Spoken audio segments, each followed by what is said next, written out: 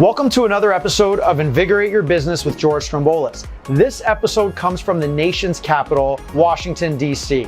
It's an internal episode where I sit down with my business partner, Chris Hartswick, to talk about our business. We have some exciting new developments. We made a recent acquisition that helps strengthen our value proposition and our service offering for our clients around the world. We're also in town for a new store opening for a very high profile client. So we're gonna talk about that a bit. We're gonna talk about our partners that are supporting us to get there. And we're just gonna really dissect our business as we do on these internal episodes. So very excited to jump into this from the nation's capital, starting now.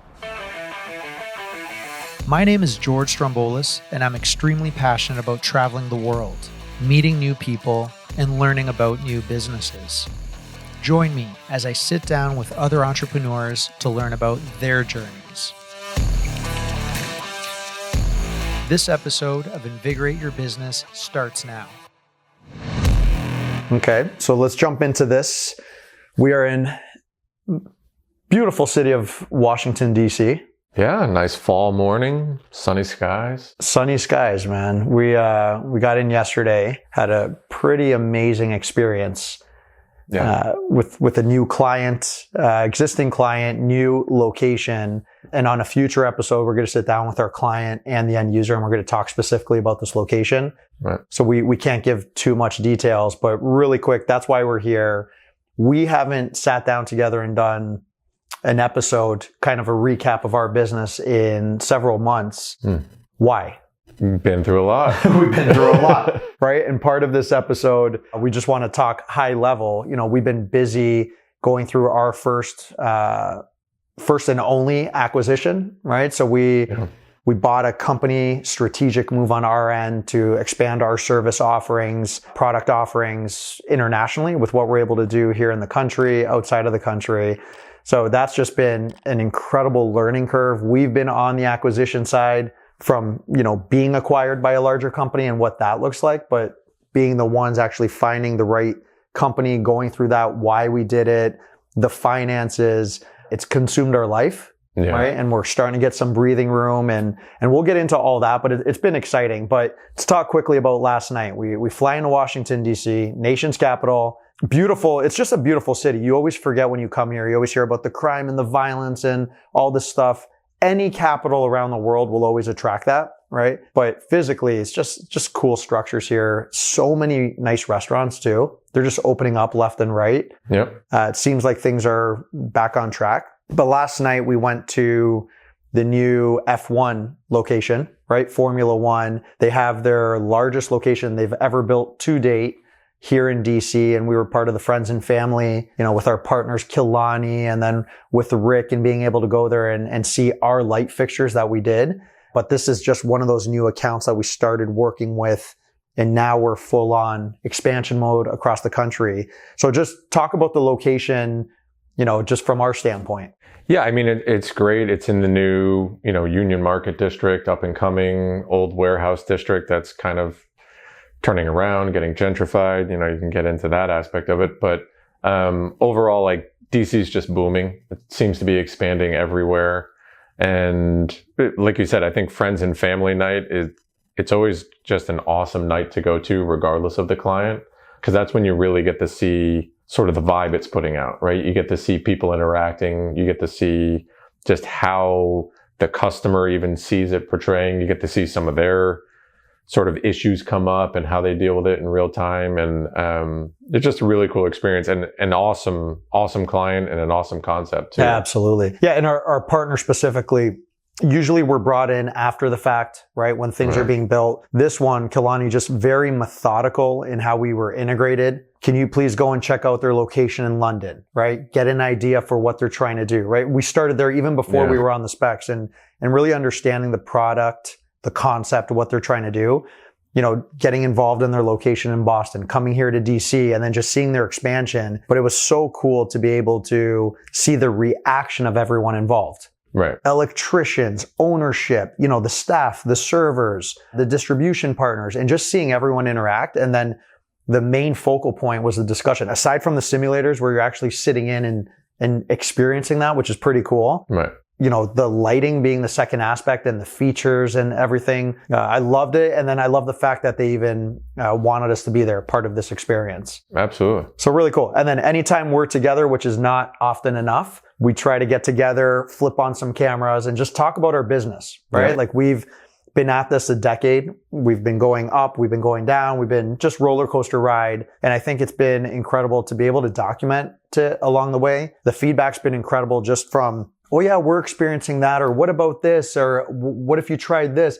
It's like, it's just creating a community of our standpoint. And anything we talk about, by no means are we experts in everything. We're always trying to learn. Yeah. And then this whole acquisition process was just, we learned a lot. Yeah. And I'm sure, because it was our first time, I'm sure it took longer than maybe it should have, just contracts, dealing with the attorneys, working with the banks. Like it's a lot. You don't sort of fully comprehend all the little nuances associated with trying to merge two completely, well, I was going to say completely different, but very similar businesses. But when you get into all those details, you find out how different things are, right? Absolutely. And every little detail matters, and it turns into another week delay here and 5 days there. And it's a lot. And like you said, like just consumed our life for the last 2.5, 3 months. Oh, yeah. But a tremendous experience. Let's dissect this, right? Sure. So let's share with the listeners the why, right? Like, why did we make a strategic acquisition, right? How, like physically, how did that happen, right? The assets, all this type of stuff. We'll talk about the how. And then why we're doing this. Let's talk about, so far, we're kind of in the middle of this too. Like, what's been the hardest part of this? Some advice that we could give people, right? And then why did we do this from the future standpoint? What's that positioning us for growth, for international exposure, and what we're trying to do to build this business?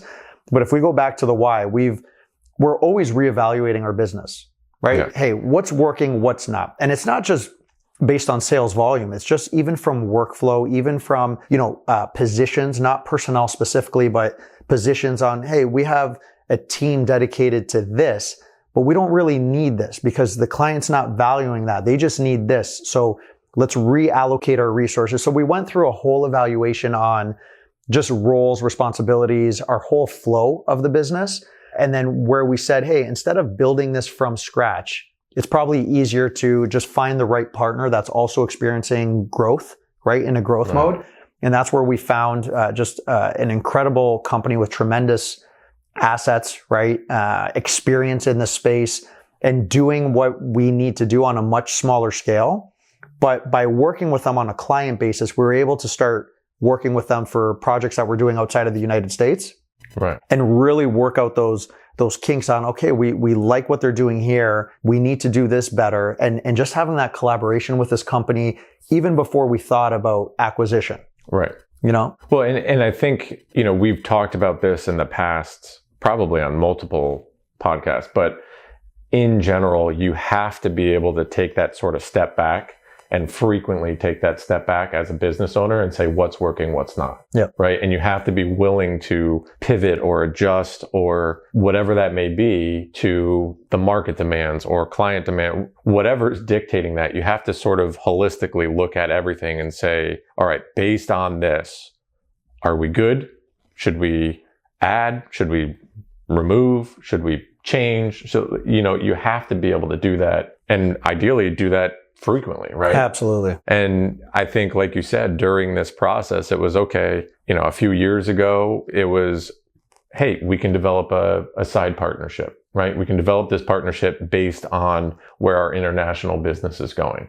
And luckily for us, or unluckily, however, not unluckily, but based on the planning, that partnership was developing very well. Right. And we had a great setup going. We had a great development process going with this other company. And it just kept growing to the point where it was, I don't want to say easy to make the decision, but it was very clear to make the decision of, hey, why don't we just roll this in the one? Absolutely. And while we're doing this, we aligned our values, right? Like it's when you're a smaller organization like Ideoli is, and you're looking at acquiring an even smaller organization from a people standpoint, revenue and everything. If you're not aligning values on that standpoint in that day to day, it's not happening, right? Personality, work ethic, all that stuff, right? With their key management team. It was just absolutely a great fit. And we knew that for years, right? Just from that standpoint.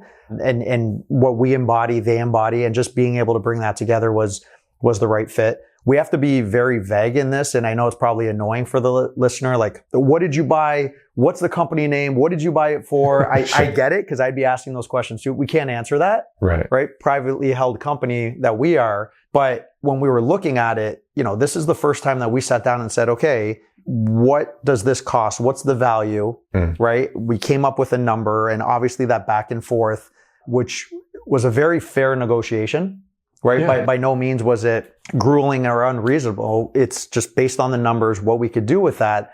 And then the team that we brought over, being able to show them the path to growth, expansion, and profitability, which means everyone will benefit from that. So absolutely, going through that was so organic. We didn't just open up a book or go online and say, hey, we need to find a company, what fits?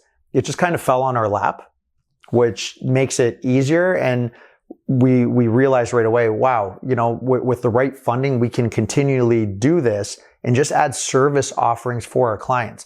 With what we have on staff right now from our team, it's incredible what we're able to do for our clients. Absolutely. From, looking at a truly blank canvas of a space and being able to partner with the right designers and provide photometrics and really become that lighting resource that they need, while tapping into the market that we have tremendous relationships with, and just kind of doing the Mr. Potato Head on what the client needs in what market. Right. What we offer right here in the Washington D.C, for example, is a different offering what we can offer in the whole country of Canada, in Athens, Greece, where we have an office, or Europe, or in Asia. Everything's different. So we've created this company, and we're continually improving, where we can offer so many different things for whatever that client needs. Right. Well, and I think that's the distinction too. It's not even what the market needs, it's what the client needs. Because we could have another client here in DC that's completely different than the one we're here to meet today, right? And based on that client's needs really determines what level is our involvement in that process. Absolutely. And during this process, right, just kind of veering off, just balancing personal stuff as well, right? Like, we're still human. We have families, we have lives. And, during this process, it's like, okay, there's a death in the family. There's this going on. And just having that influence, right? Just a clear mind as well. Sure. I guess the main point there is it's never easy, even in a perfect situation. Then you throw in these dynamics, and you still just got to make things work. And I think we've done, and we're doing a tremendous job in doing that, right? And then the one thing we really need to work on is properly communicating to the team and every member, what's your role in this process? Because things are shifting, and sometimes, we're all busy doing stuff and reviewing contracts and then getting this client and pushing there. And I fail to properly communicate to every person in our organization, this is what it means for you specifically. Right. And that's what we need to continually do. We're making a much better effort now to let everyone know what the larger vision is and the plan. But, Ideoli, when you think of Ideoli, we're a global lighting specialist and everything that's entailed within that. Right. Well, and I think overall, you really hit that challenge, right? It's so easy when you're trying to make a big business move, whether it's starting a new business, working on a merger, acquiring something. It's so easy to talk yourself out of it, right? Because there's never going to be the right time. There's always going to be something, like you said, even if it's from the personal side. I can't right now, right? I got too much going on, or I shouldn't. Why don't we put it off 6 months? And at some point, if you really feel it, right? And to be honest, speaks to our partnership together. It's like when we really feel that and we really say like, man, this is right. I think this is going to work. This is what we need to go for. Let's just go do it. You got to just do it. Absolutely. And working through that it's a learning process as well. Like you said, even something as simple as, not being able to communicate clearly enough to our existing employees But the opposite of that is over the years, I think it speaks to both companies. We've built such a good company that even our employees are not afraid to be open and honest with us, because part of the way we were able to recognize that is people saying to us, hey, can we talk about this? Mm-hmm. Right? Because we've developed that team, we've developed that trust internally to say, like, this is a little confusing. Can we sit down and really talk about every detail? Oh man, I'm sorry. Let's totally do that. Right? Absolutely. And just going back to the synergy and the teams, and partly that being a major aspect of knowing why we think this is going to work together, is just having that similar culture of, you could say it's flat, you could, however you want to describe it, but employees not being worried or concerned about approaching us and asking real questions, and us having real answers for them, during this whole process. Yeah. Well, and talking about employees, part of this is reshuffling, right?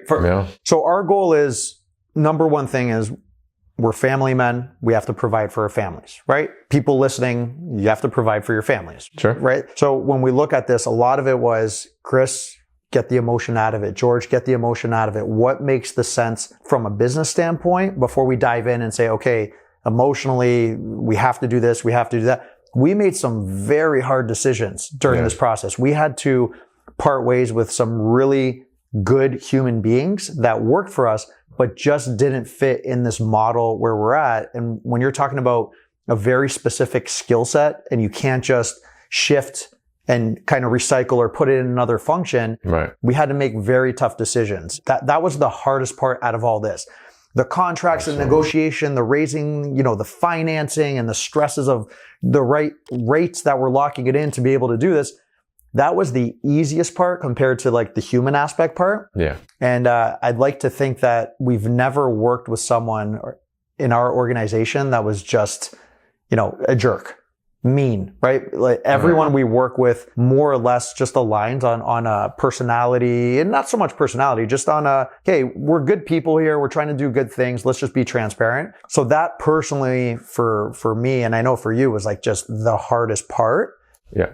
I just want to hear your feedback on that, but really quick, the beautiful part during all this is we never try to screw anyone over, whether it's on the client side, whether it's internally, whether it's the vendors that we work with or factories or partner factories. So when we went through that process, when by the end of it, and we had people shedding tears and everything, it's, you know what? Thank you for the opportunity. Thank you for doing this. Thank you during COVID that, jobs were in place. Like when you hear that, it's like, okay, we're doing something right here, but we always have to be transparent, being transparent with certain clients, right? That we're going head to head with. And it's like, look, on some things we're going to be competing, on other things we can partner, but let's just have that conversation. We owe it to them for respect, right? And that's how we always have run our business, and we'll continually run the business, because that's like the number one thing. Yeah. And again, I think that comes down to, our values as people, but also, how that translates to the values of the company, right?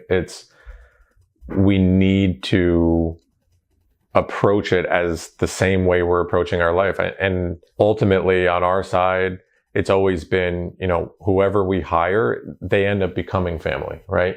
And I think that's why it was so hard going through that process, is it's like, you truly care about these people outside of work, right? Absolutely. Like, celebrating birthdays together and family and life and getting married and kids. And it's having that personal aspect is what builds our values, but makes moments like that just so difficult to deal with. But, I think it's a huge undertaking, even just emotionally stressful. Like some of the tears that were shed that you mentioned came from us, right? Yeah, absolutely. Because it breaks our heart to have to do that kind of stuff. But I still think, it was all done with the right intentions. And I think with the vision that's coming together and the new sort of arrangement of the new company, it's that much more exciting, when you're looking towards the future. Yeah. Yeah. And going through that process, there's the bare minimum, the legal requirements that you have to do when parting ways. Yeah. And then there's a little better. And then there's the above and beyond. And for those people that were great to us, we were great to them. right? So Of course. again, I don't want to dwell on that specifically, but it was part of it. And then the other side of that, yin to the yang, was bringing on a whole new team as well. Yeah. Right. And, industry professionals, lighting professionals who get it, who speak our language, who just have come in with an incredible energy, part of this team, and just seeing what the vision is. We're not fragmented. It's now not us versus them. This is what we're working through now. We're going to have more conversations down the road on if we actually succeeded as a team. But right now it's no, don't talk about, hey, us over here and you over there. It's as a team, as Ideoli, this is what we're doing. And that doesn't come overnight. You don't just, build culture immediately. It has to happen. It has to be through example. And then the challenges of there's very fragmented offices just around the world, and people are remote, and really trying to bring that together. These are the hurdles that we're facing now. Right. And then the systems in place, and it's trying to merge systems and accounting systems and different softwares and different programs, and, just from accounting, bookkeeping, just bringing that all together, bank accounts, all of this stuff with the vendors and everything. We've done great. I know you said earlier in this episode on, hey, we probably took longer than it should have. I think it's been extremely fast on how we've done that because we're so small and they're smaller, being able to do that. But the one thing across the board that's been awesome is you and I just learning new things along the way. Yeah. Hey, you know what? Regarding this contract, what do you think of this, Chris? Well, I don't know anything about contracts, but I think based on this. And then we, through the whole process, become, I'm not going to say experts, but very knowledgeable than what we were 6 months ago. Oh, of course. Right? And then just talking with you got to surround yourself with experts, accountants, lawyers, consultants. Painful process, but we even had outside influences, discussions with someone specifically who just knocked the shit out of us. Hey, why are you doing this, this, and this? And they have a very successful business, and it's painful at first. You get defensive, right? Well, you can't say that about us. But when you truly remove your ego and emotion, which is hard, you can't fully remove it, but you listen to what's being said, and then you let some time soak in, and then you really look at it. You got to thank those people. They really open your eyes to, okay, financially, we should be doing this to get there. Process-wise, we should be doing this because it does work. And a lot of this stuff is stuff we've known over the years, but the whole, if it's not broke, don't fix it, right? Right. It was just tough. All that came together where we just said, look, we're doing a total 180. We're shaking this up. We're going to go over everything. Talk to me about that process. Yeah, I mean, just touching on what you said, you really have to put the ego aside and you have to acknowledge what you don't know, right? I mean, in certain areas, it's very easy, right? You're in your house, your apartment, and all of a sudden you get a leak in your plumbing. Well, you're going to call a plumber because you don't know what you're doing, right? But from a business standpoint, it's very, especially as business owners, it's very easy to kind of put your guard up and be like, no, like, we're going through this acquisition. It's my business. I know what I'm doing. It's like, well, we don't. Exactly. Right? Like, we've never done it. We have no idea how to acquire a company and merge two operations. And we just don't. Yeah. So using those, sounding boards, unofficial advisors, attorneys, and then you get into how do you hire the right attorney? The same way it would be like, well, how do I know I hired the right plumber?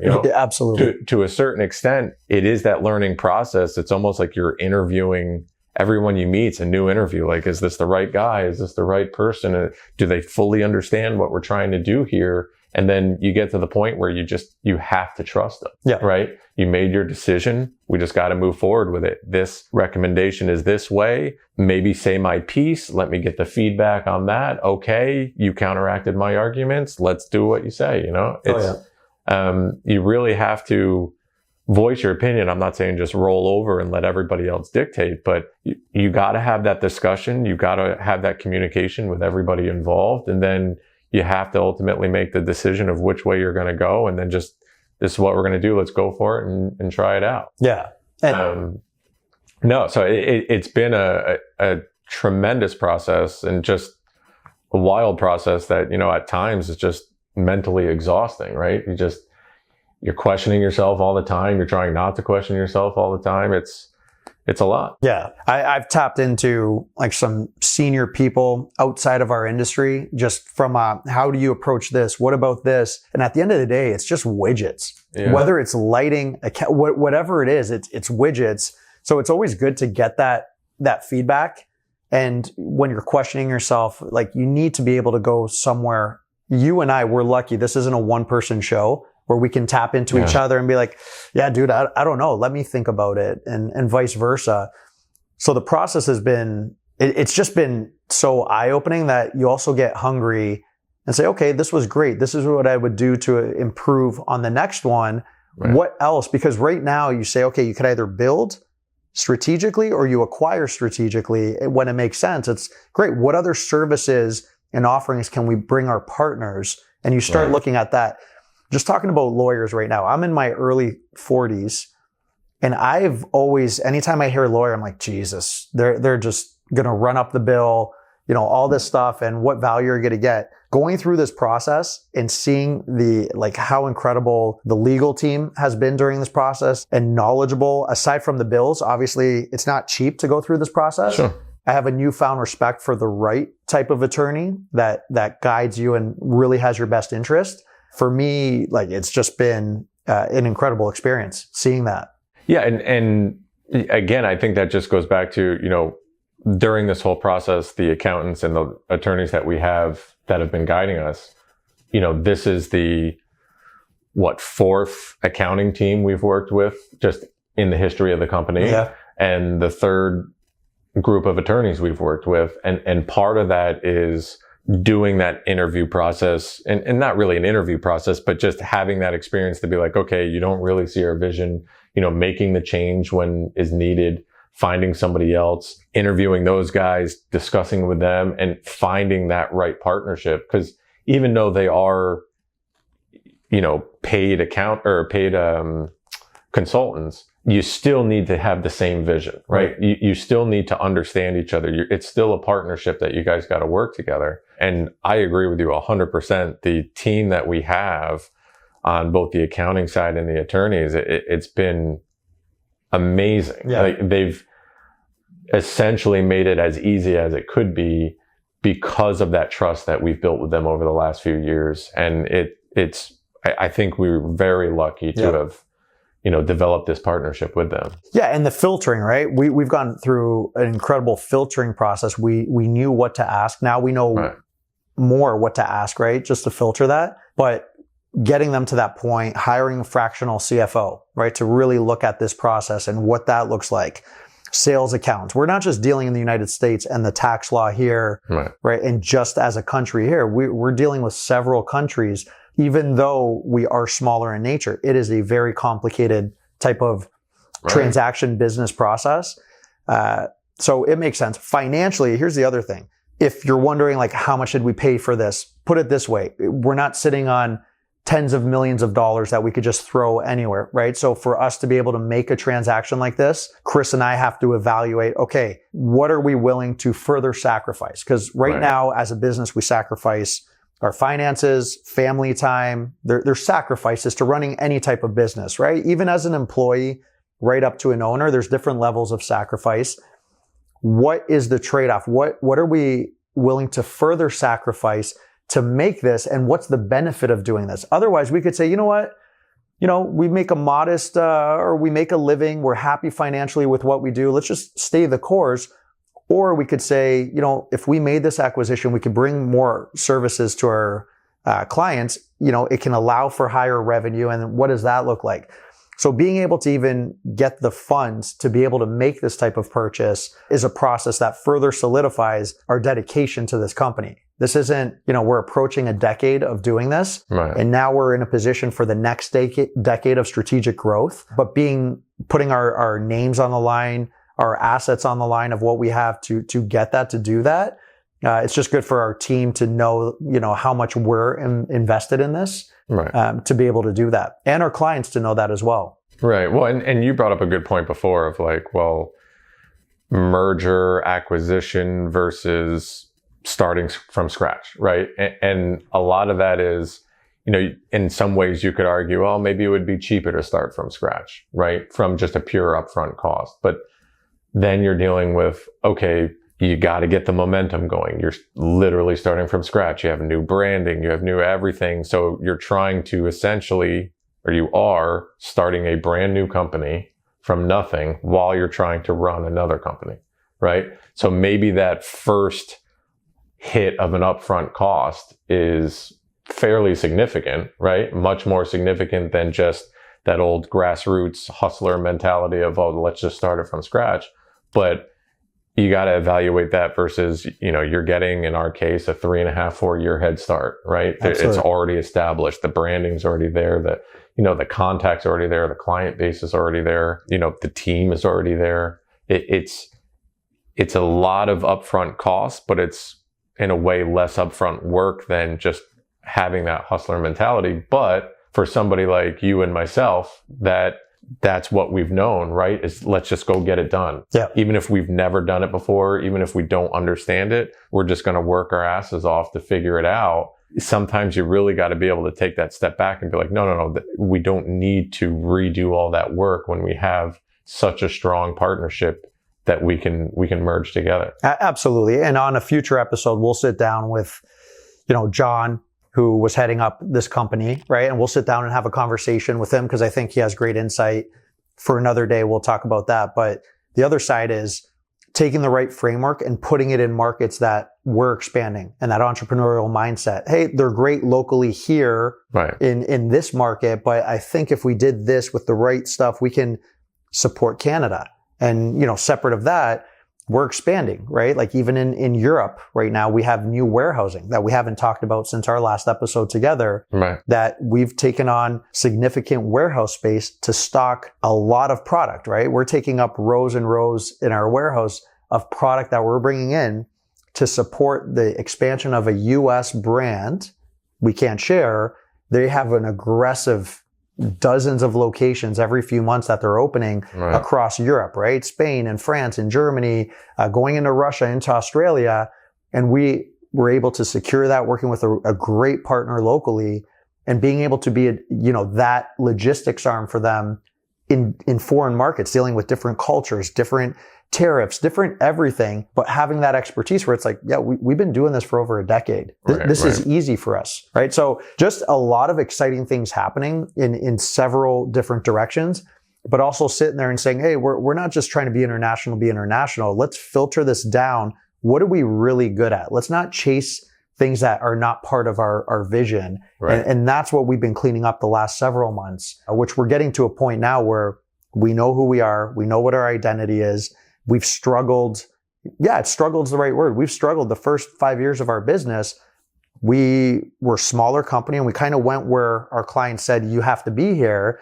And that's great to chase and get orders and pay bills. Right. But when you do that, you're never building a portfolio of this is who we are. This is what we're great in. This is when you need to think of us. Right. And now we're getting to that point where we're solidifying what our brand is and when to be used by our partners. Well, and it also results in us, which from a timing standpoint makes it really hard because obviously going through an acquisition like this, cash flow, everything gets a lot tighter, right? You really have to focus on expenses and where the money's going and what's going here. And the dust still hasn't settled fully on exactly what the expenses are, but at the same time as doing all of that, we're now saying no to more people because we have this new identity, yes, right? And it's, okay, you want to say yes to make the money from a cash flow standpoint, but it's like, no, you know what? That's not who we are anymore. We have to say no to this. Absolutely. So sort of having that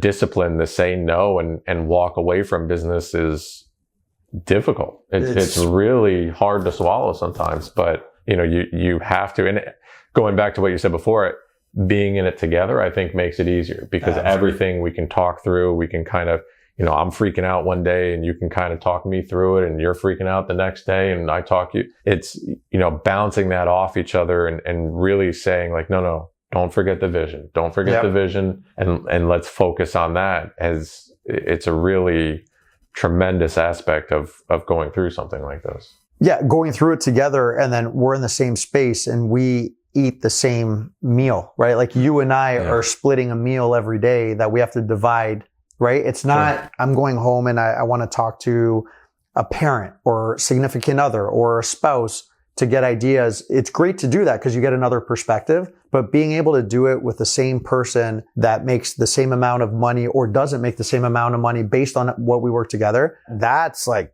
very motivating and keeping each other in check. And then I see a lot of people that run different companies in different parts of the world where a lot of the times their main complaint or downfall that they would say is, I'm at the top of my own mountain and it's very hard. I could talk to some executives, but I'm that final person and there's no one there to truly bounce ideas of and get that. It's good in many aspects because you could accelerate decisions, right? But you're also hindered as well by having that forum, Absolutely.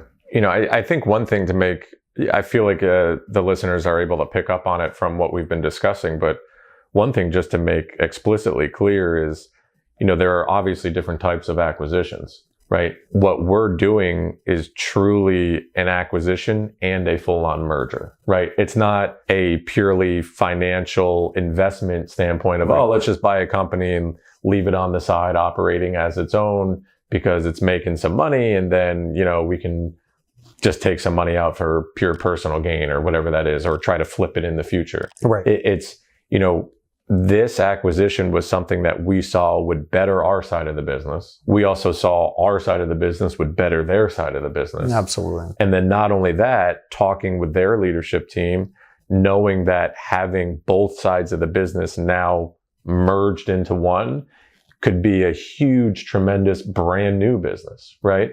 So that just sort of creates this whole new dynamic and whole new approach of, like I said, it's not just an investment. It's no.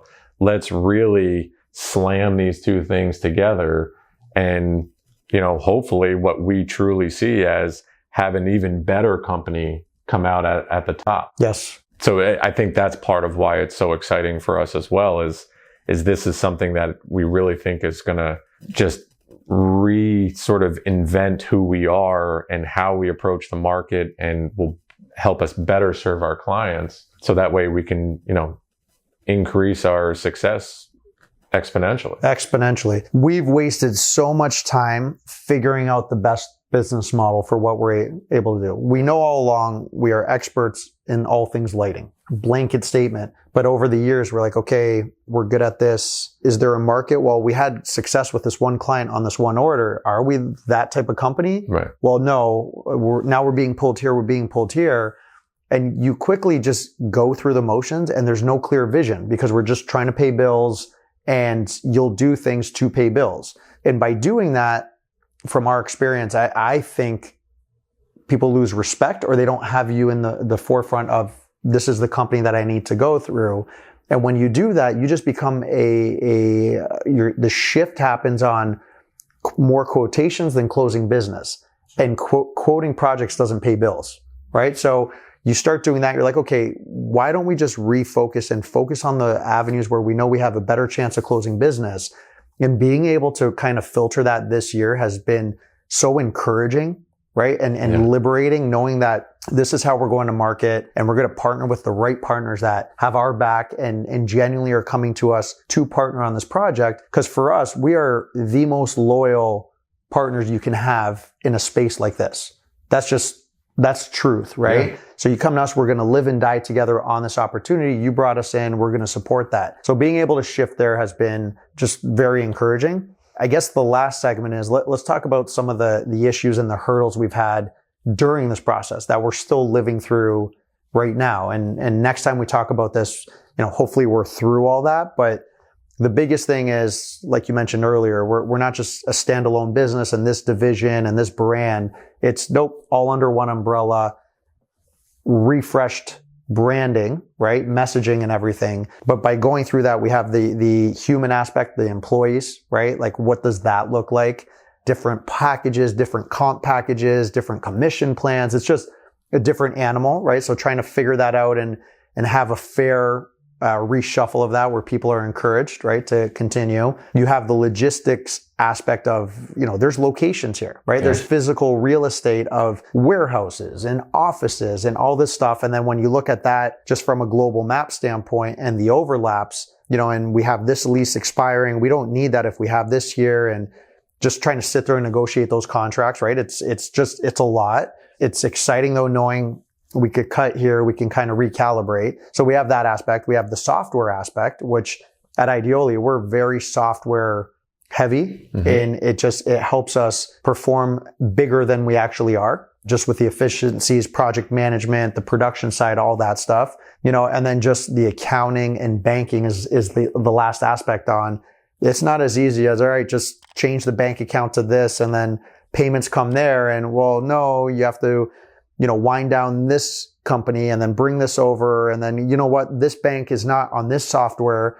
So there's just so many different aspects to this that we've been going through, but we're navigating it. We're spearheading it, been very organized on just OCD of this is what needs to take place. So even before it was happening, just having this incredible framework, which I'm very proud of just being able to spearhead that effort. And it's like, we need to do this, but no matter how organized or well planned we are, you're at the mercy of so many other vendors to kind of make this all happen. Absolutely. Well, and one thing you didn't mention is, or sort of involved in all of those aspects, is the communication of it, right?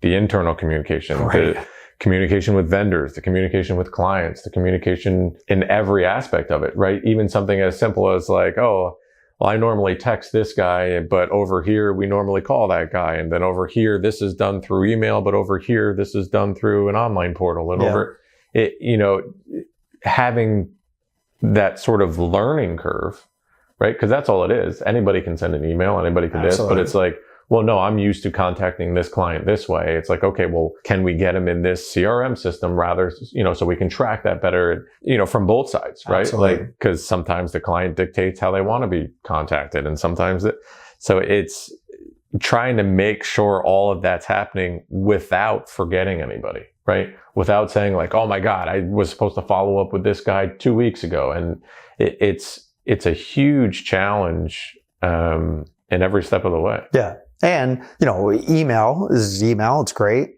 But the way we've set it up, before we even launched Ideoli, I remember we were over in Asia a lot and a lot of these South Pacific countries and building our network of suppliers and everything and component suppliers.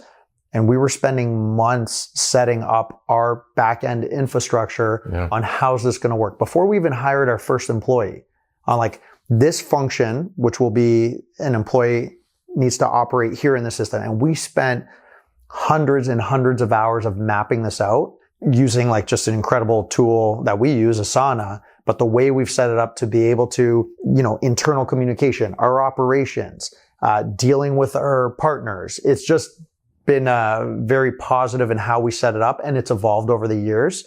Again, we're biased, but for us, it's, don't send an email for that. There's a section in here that we're going to discuss that. So other people are looped in when they need to, but you're not clogging inboxes. Sure. So for us, it's client emails are the priority, right? That's when it comes in, and everything else has a home. So again, just, not forcing it overnight. Things take time, right? People are resistant to change. But if you share the vision, again, back to the vision, you share this is where we're going, then it's okay, let's get on board because we know where we're going.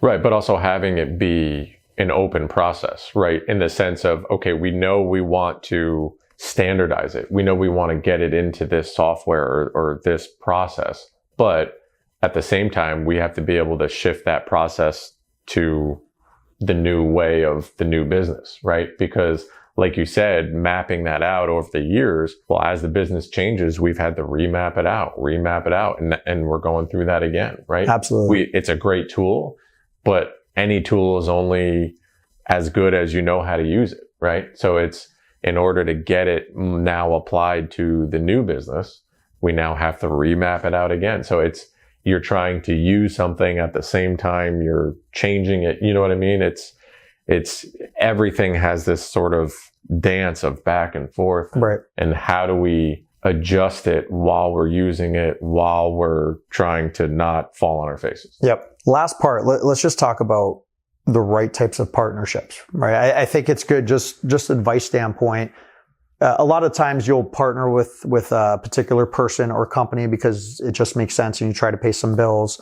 But our biggest success, looking back the past decade to date, has been the partners, the individuals that just, it's not us versus them, even though we supply them product, they pay us and then they move on. But it's the ones that truly, when issues happen, that's who you see who your partners are. Yeah. Oh, this showed up this way, that way. And you could tell right away when it's not, guys, figure it out, like what the hell is going on, versus we have an issue. This is what I've gathered from the field. Can we talk about that? And we have great partners here. We have great partners north of the border up there. And when it's that you're going into it on, hey, we're having this issue. Can you help us figure it out? Most of the times the issue is in-field conditions or issues. But a lot of the times it's just sent like, it's not working. It's not this. So for me, like when I see right away, the Kalanis of the world where they go in and say, hey, we have to address this. And most of the time it's not our product or our service offering. I love that. You gravitate to that and you go in there with more confidence that we're going to figure this out together. And you're not coming from a defense standpoint right away. It's cool. Clear thought. Let's address this. Yeah. I mean, in anything, I feel like it's got to be collaborative, right? Whether it's internally or externally, the process, the sale, whatever it is you do in your own business, it's always got to be a collaborative process. You can't just have the blinders on. You can't just sit there, start screaming at people and, firing off crazy emails. And, it's got to be, hey, let's get together. Let's talk through this. Let's figure it out, right? And as long as everybody that's involved sort of has that same mindset, I mean, that's sort of the dream, obviously, right? Like it's rare to have that truly be everybody involved. But when you're talking about your direct partners, when you can have that relationship with your partners in both the good and the bad, right? Like, hey, new project, let's sit down and talk through it. Hey, we have an issue. Let's sit down and talk through it. Hey, everything went amazing on this project. Well, let's sit down and talk through it. Let's take an analysis of why do we think it went so well? Let's really go through this regardless of what the result is or regardless of what's currently happening. And let's have this be a collaborative process that we can now get better together. And I think, like you said, the partners that we have, the clients that we have that really sort of not only allow us to be that way, but really push for it to be that way and want that to be that way as well. Those are the ones we have the most success with. Absolutely. And everyone will say, communication is key and partnerships, and we love our partners. 80% of it's bullshit. Sure. You just say it to say it. But we're saying, again, not all our partners are that way. Right. But the ones that are truly like that, they're the most successful projects. Of course. And relationships. Like we're doing so much business with a particular client and large physical scale type projects. And every time there's an issue, and listen, the larger the project, the more potential points of failure, right? From all different elements. You're dealing with different mechanical engineers, contractors, all this stuff. We know anytime an issue comes up, and it's frequent just in general, hey, we're facing this. What are your thoughts? And the minute it's that, you're like, let's go. Like you want to get calls from that particular client. And I think it's also important to note, like there have been plenty of times we've had our partners call us and say they have an issue that has nothing to do with our end. And we could easily be like, well, sorry, not us. Not our scope. But we will jump in and help them solve their issue the same way we want them to jump in and help them solve our issue. Absolutely. So it's really that back and forth of, hey, we are a team. We are in this together. It sounds cheesy to say, but again, when the relationship is set up that way, it's easy to make those decisions. It's easy to be like, oh, you know what? I will fly out there tomorrow. Let's get out there. Let's walk through it. Let's figure it out together. Let me help you where I can.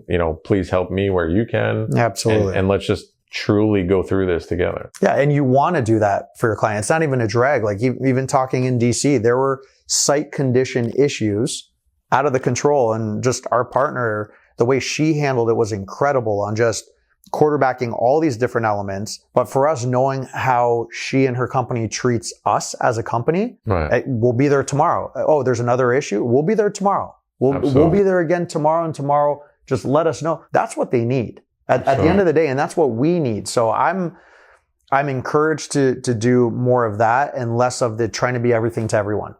Yeah. Which is laser focused, doing what we're doing. Yeah. So this, I think, was just a good chat. Again, very generic in general, but the overall message is it's exciting times for us. Yeah. Stressful as heck, but Yeah. it's so exciting. We're shifting certain things, but so much more potential for us as a company to continue growing. Cool stuff happening overseas as well. Yeah. You know, here, in the future, we'll talk about what's going on overseas in detail. I can't wait till they start opening those locations so we could go on site and actually showcase and what we're doing there, because it's pretty remarkable when a client based here in the US, for example, thinks of you to go international because we can support that, because that's our DNA. Absolutely. It's easier to have an international want to come here and cool, this is the market. But being able to do that as well has just been very just motivating for us. Absolutely.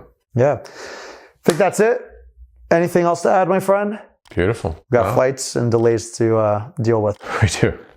That's it. As always. As always. Let's go, baby. All right. Thanks for listening to this episode of Invigorate Your Business with George Stroumboulis. Please hit the subscribe and like buttons and follow me on all the main podcast streaming channels. Also, please share your comments when you can. I appreciate your help in expanding this network to a worldwide audience. Until next time, stay invigorated.